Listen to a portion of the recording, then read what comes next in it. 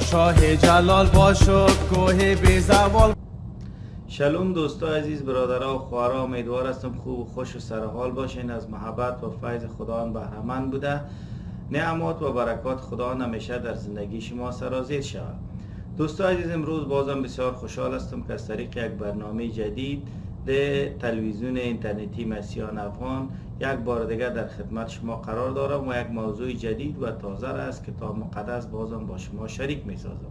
قبل از اینکه بریم به طرف موضوع برنامه، میخوایم از او در برادرها و خواهرایی که از طریق شبکه‌های اجتماعی و همچنان از طریق تلفن با ما تماس گرفتن، سوالات خود را مطرح کردن، پیام‌های خود را و شهادت‌های خود را با ما شریک ساختن، از اونا تشکر میکنم و در برنامه سوالات و جوابات و پیام‌ها حتما پیام‌هایتان را و سوالایتان را و همچنان شهادت‌های شما را نشر میکنم. و قسمی که در برنامه قبلی هم گفتم، یک خوشخبری داریم به همه دوستا و خوشخبری است که قریب برنامه‌های آنلاین نما، یعنی به طور زنده آغاز میشه و شما میتونین به طور زنده سوالایتان را مطرح بکنین در اون برنامه‌ها و پیام‌هایتان و شهادت‌هایتان شریک بسازین. پس منتظر باشین. خب دوستا عزیز، ما شما میفهمیم که تلویزیون اینترنتی مسیحیان افغان سه نوع برنامه داره، که برنامه شریک ساختن کلام خداوند یا تعلیم کلام خداوند یا بشارت کلام خداوند، و برنامه دوم برنامه است که سوالات و پیام ها و شهادت های دوستا در او به نشر میرسه، و برنامه سوم را که ما داریم و برنامه است که در اوجا ما به نقد ادیان دیگر خصوصا اسلام میپردازیم و همچنان تفاوت مسیحیت با تمام ادیان و مذاهب که در دنیا وجود داره ای را میخوایم در روی تحت بررسی و مطالعه قرار بدیم. خب میریم امروز به طرف موضوع برنامه امروز ما، و موضوع برنامه امروز ما است که همه ما در ملکوت یعنی پادشاهی خداوند یکسان و مساوی هستیم. یعنی در نظر خداوند، در پادشاهی خداوند، در ملکوت خداوند همه ایماندارا، هر کسی که به خداوند یسوع مسیح ایمان داره یکسان و مساوی است. یعنی همه ما و شما از همان برکات خداوند، مثلا نجات، محبت و فیض خداوند، زندگی ابدی، ساکن شدن روح القدس در ما و همچنان امید حقیقی که بر آمدن عیسی مسیح و سپری کردن زندگی ابدی با عیسی مسیح را داریم در ملکوت خداوند. این تمام برکات برای هم ما یکسان داده شده و هم ما یکسان از این برکات مستفید هستیم و در بین ما هیچ نوع فرقی وجود نداره. در بین ما مثلا طبقای پایینتر و متوسط و بالاتر وجود نداره، چی از لحاظ روحانیت باش، چی از لحاظ ایمان باش، چی از لحاظ برکات که خداوند برای ما داده. البته منظورم برکات روحانی است. همه ما یکسان از همه برکات خداوند مستفید شدیم. همه ما را خداوند می شناخت و انتخاب کرد و فراخواند و عادل شمرد و در جلال خود شریک ساخت.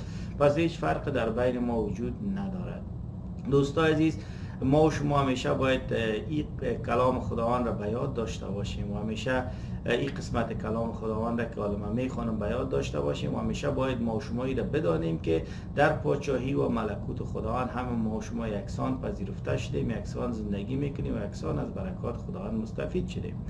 ولی دوستان عزیز، قبل از اینکه ما برم این آیات از کتاب مقدس را بخوانیم یا این بخش کتاب مقدس را که درباره این مسئله است، ما میخوایم درباره مشکلاتی که وجود داره صحبت بکنیم. مشکل، ما دو نوع مشکل را یعنی ما مسیحا با او روبرو هستیم. مشکل اولی که کسایی که خارج از کلیسا هستن یعنی مسیحی نیستن، اونا فکر میکنن که از ما که بهترتر هستن و اونا شاید فکر بکنن که در بین مسیحا فرق وجود داره و شونو میخواین که ما را پایین بزنن. و مشکل دوم که از در داخل کلیسا است که بعضی از کسایی که مسیحی هستن هنوز محبت خداوند را درست درک نکردن و با او فیضی که خداوند برشان داده درست نرسیدن و او را کامل درک نکردن. اونا هم میاین شاید دیگه بعضی کسا را در ملکوت خداوند یکسان نبینن، کمتر ببینن، بعضی کسا را بلندتر ببینن، که یک مشکل است که باعث دلسردی و دلشکستگی مسیحا میشه.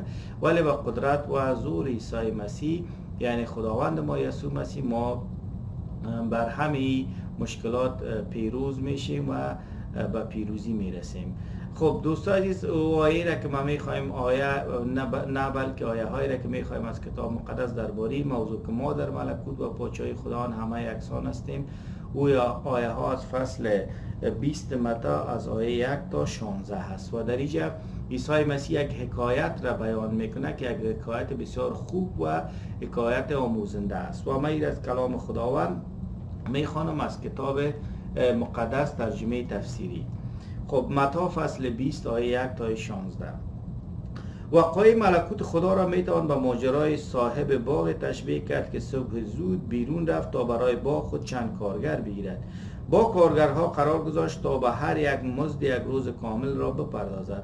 سپس همه را به سر کارشان فرستاد. ساعت بعد بار دیگر بیرون رفت و کارگرانی را در میدان دید که بیکار ایستادند.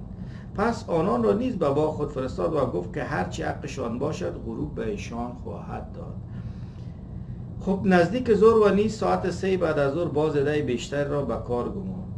ساعت 5 بعد از ظهر بار دیگر رفت و چند نفر دیگر را پیدا کرد که بیکار ایستاده بودند و پرسید چرا تمام روز اینجا بیکار مانده اید؟ جواب دادند هیچ کس به ما کار نداد. به ایشان گفت برایید به باغ من و کار کنید. غروب آن روز صبح صاحب باغ به سرکارگر خود گفت که کارگرها را فرا بخواند و از آخرین تا اولین نفر مزدشان را بپردازد. به کسانی که ساعت 5 به کار مشغول شده بودند مزد یک روز تمام را داد. در آخر نوبت کارگرانی شد که اول از همه به کار مشغول شده بودند. ایشان انتظار داشتند بیشتر از دیگران مزد بگیرند ولی به آنان نیز همان قدر مزد داده شد. پس ایشان به صاحب باغ شکایت کرده گفتند به اینها که فقط یک ساعت کار کردند به اندازه ما مزد دادید که تمام روز زیر آفتاب سوزان جان کنده ایم. مالک باغ رو به یکی از ایشان کرده گفت ای رفیق، من که بر تو ظلمی نکردم، مگر تو قبول نکردی با مزد یک روز کار کنی؟ پس مزد خود را بگیر و برو. دلم میخواهد به همه یکسان و یک اندازه مزد بدهم. آیا من حق ندارم هر طوری که دلم میخواهد پولم را خرج کنم؟ آیا این درست است که تو از سخاوت من دلخور شوی؟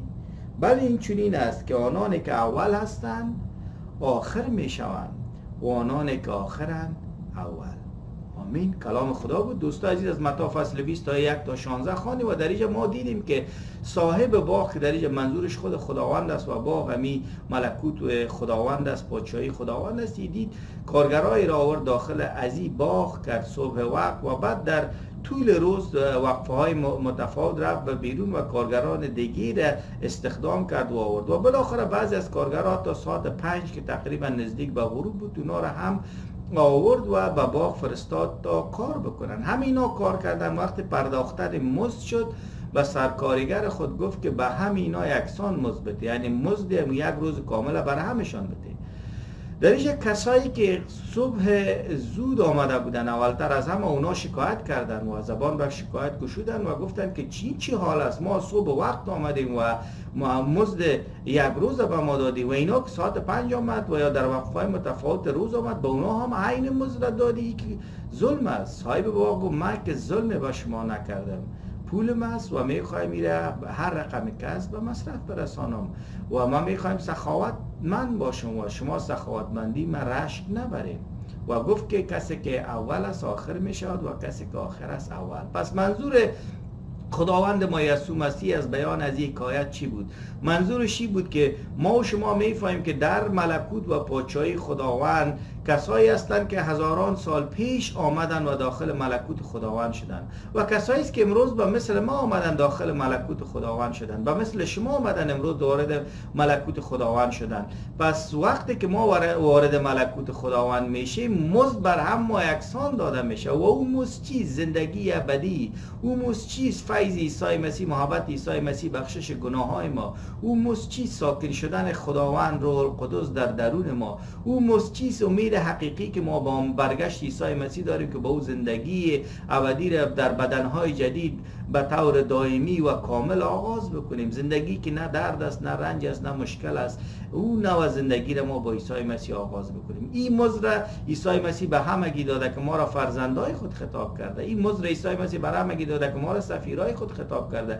این مزد را عیسی مسیح به همگی داده که ما را از جمع مقدسین و غیره و غیره و غیره خطاب کرده. یعنی برکات و رحمات و این خوبی هایی را که خداوند در ما خلق کرده همش یکسان بر ما داده شده. پس دوستان عزیز، ما شما متوجه باید باشیم که خداوند ما عیسی مسیح عین مزد را برای همه گی که در داخل یا وارد ملکوت شده میده. پس ما باید متوجه از این باشیم دوستان عزیز. خب موضوعی که در اینجا مهم است ما میخوایم ذکر بکنم که پس دوستان عزیز یک خبر خوش است. کسی که یک لحظه پیش به عیسی مسیح ایمان آورده و مسیحی شده عین مزد را گرفته به مثل ما کسایی که مثلا چند سال قبل آمدیم به عیسی مسیح ایمان آوردیم یا کسایی که سالهای قبل ایمان آورده بودن و وارد ملکوت عیسی مسیح شدن. پولس رسول، پطرس رسول، یوحنا، یعقوب، نیفام، لوقا، متی، مرقس، تمام اینا عین مزد را گرفتن، اون مزد را که امروز ما میگیریم. در بین ما هیچ نوع فرقی وجود نداره و هیچ کس حق نداره که فرق را در بین ما به وجود بیاره. همه ما در پادشاهی و ملکوت خداوند یکسان هستیم. همه ما را خداوند یکسان محبت میکنه.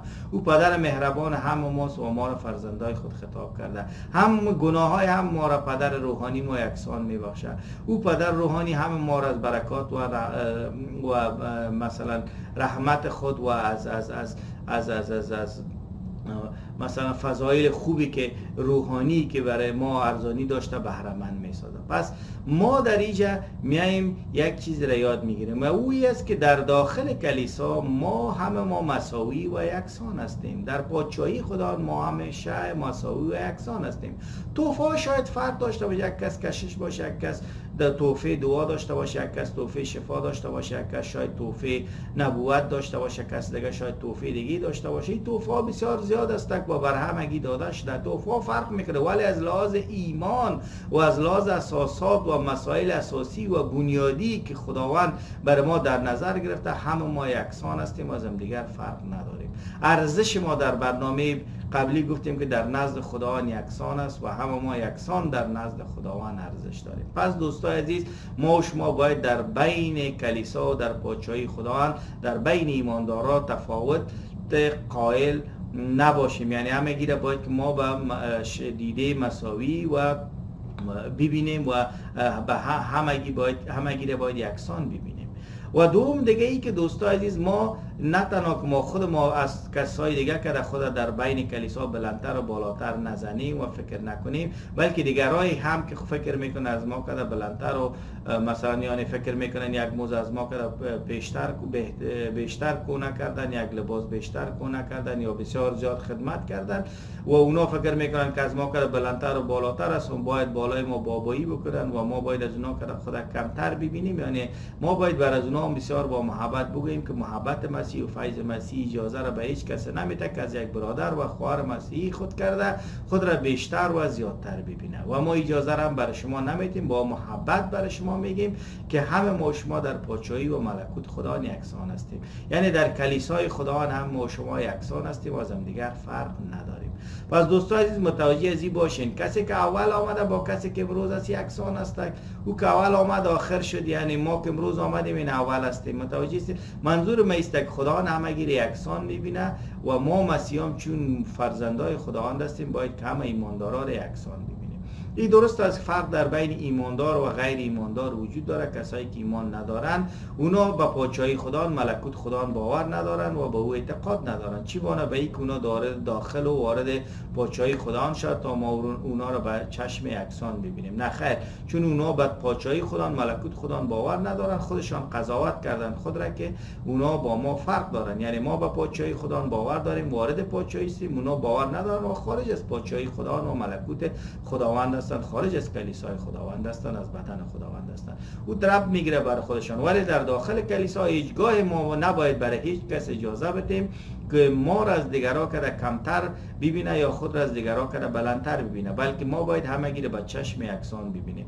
گفتم در بین ما و پطرس رسول هیچ فرقی وجود نداره، در بین ما و پولس رسول هیچ فرقی وجود نداره، در بین شما و یعقوب رسول هیچ فرقی وجود نداره، در بین شما و ابراهیم هیچ فرقی وجود نداره، در بین شما و داوود نبی هیچ فرقی وجود نداره، در بین شما و لوقا هیچ فرقی وجود نداره، در بین شما و بارتیموس و نیفام و شاگردای عیسی مسیح هیچ نوع فرق وجود نداره. شما هم نجات یافتین، پولس هم همون نجات را یافته بود. شما هم نجات یافتین، تیموتائوس هم همون نجات را یافته بود. شما هم از زندگی ابدی بهره مند هستین، پتروس رسول هم از زندگی ابدی بهره مند بود. شما در شما هم روح خداوند ساکن است، در یعقوب رسول هم روح خداوند شامل بوده. شما هم امید دارید که مسیح برگرده با زندگی حقیقی و ابدی و کامل را سپری بکنید در یک بدن کامل، و تمام شاگردای عیسی مسیح هم امید حقیقی را داشتن و دارند. پس دوستای عزیز،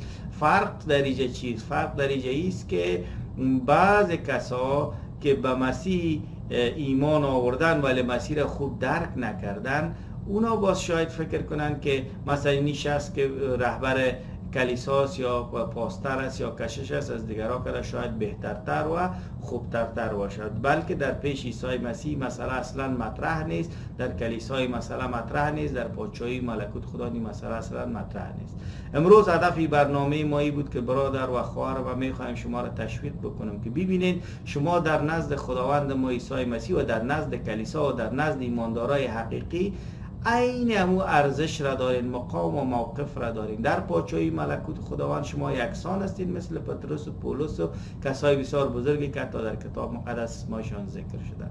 و عیسی مسیح حتی ما شما را یک مقام بلندتر داره. گفته ای مثلا یکی از شاگردای خود توماس میگه و فیلیپ میگه شما مرا دیدین و ایمان آوردین. خوشا به حال کسایی که مرا نادیده میان و ایمان میارن و ما همو اشخاص هستیم.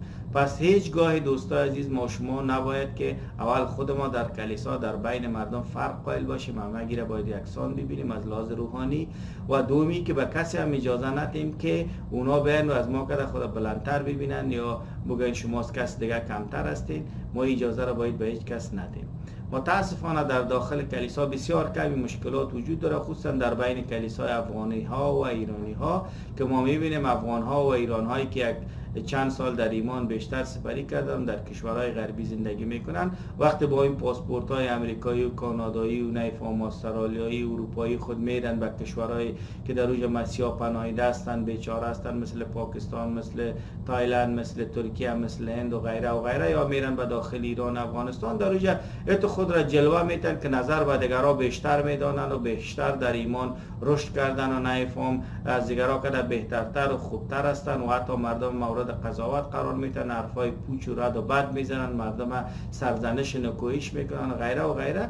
اگر شما واقعا مسیح حقیقی هستین برادرها و خواهرها، به همچه اشخاص بسیار با محبت بفهمانین و هیچگاه زیر بار حرفای از اونو نرین. متوجه هستید؟ و بر از اونها از این قسمت کلام خداوند بخوانیم و بگوییم که در بین ما و شما کدام فرقی وجود نداره. و ببین برادرها و خواهرای ما که همچون با همچون غرور چون مربوط به بعضی از سازمان‌ها هستند که سازمان‌ها بزرگ است، دیگه به اینا میگم که شما به جای از اینکه برین خودنمایی بکنین، از غرور کار بگیرین، باید از فروتنی کار بگیرین و بیاین به کلام خداوند شما تن در بدین و پادشاهی خود را در بین مردم نسازین، بلکه پادشاهی عیسی مسیح را گسترش بدین در بین مردم دنیا. و برادرها و خواهرای مسیحیان، خصوصا کسایی که پناهنده هستند، کسایی که در مشکلات هستند، زیر زجر و شکنجه هستند، زندگی ریفیوجی و مهاجرت را سپری میکنن، با اونا بسیار زیاد با نرمی پیش برین و اونا را دوست داشته باشین، تشویق بکنین و همیشه به اونا دلداری بدین. خب تشکر دوستای عزیز که برنامه ما را تعقیب میکنین. موضوع برنامه امروز ما این بود که در پادشاهی و ملکوت خداوند هم ما یکسان و مساوی هستیم و در بین ما از لحاظ اساسات و مبانی و ارزش‌های اصلی و حقیقی مسیحیت، یعنی ارزش‌های روحانی، هیچ کدام فرق در بین ما وجود نداره. گفتم شاگردای عیسی مسیح، رسولان و مریدان عیسی مسیح، هر نامی که میمانین، کسایی که هم بسیار اسمایشان حتی در کتاب مقدس ذکر شده، انبیا و همه با ما در پادشاهی ملکوت خدا یکسان هستند و همو ارزش و مقام و موقف را دارند. تشکر میکنم دوستای عزیز، برنامه ما را تعقیب بکنین، پیام‌هایتان را به شکل صوتی و تصویری، شهادت‌هایتان و همچنان سوالاتتان را بفرستین تا در برنامه سوال جواب پیام‌ها و شهادت‌ها را به نشر برسانم. همیشه در تماس باشین. تلویزیون اینترنتی مسیحیان افغان در خدمت شماست. یک فرصت است برای شما استفاده بکنین بکنین. این تلویزیون خودتان است، هر برنامه که شما میخواین در اضافه بکنین میتونین اضافه بکنین و از این طریق میتونیم ما و شما یک جا کلام خدا را به ایماندارا تعلیم بدیم، باعث رشد هم دیگر شیم، تشویق هم دیگر شیم، پیام خداوند را بشارت بدیم به دیگر مردم و این پیام خوب و خوش و خبر خوش عیسی مسیح که از محبت و بخشش و فیضش است به همه مردم جهان، خصوصا به فارسی زبان‌ها در تاجیکستان، افغانستان و ایران و تمام جایی که اینا زندگی میکنن برسانیم. خداوند یسوع مسیح همراهتان باشه، نگهدارتان باشه، حافظتان باشه و این برنامه را در نام خالق یکتا قادر مطلق خداوند و نجات دهنده ما یسوع مسیح به پایان میرسانم. وقت خوش. آمین.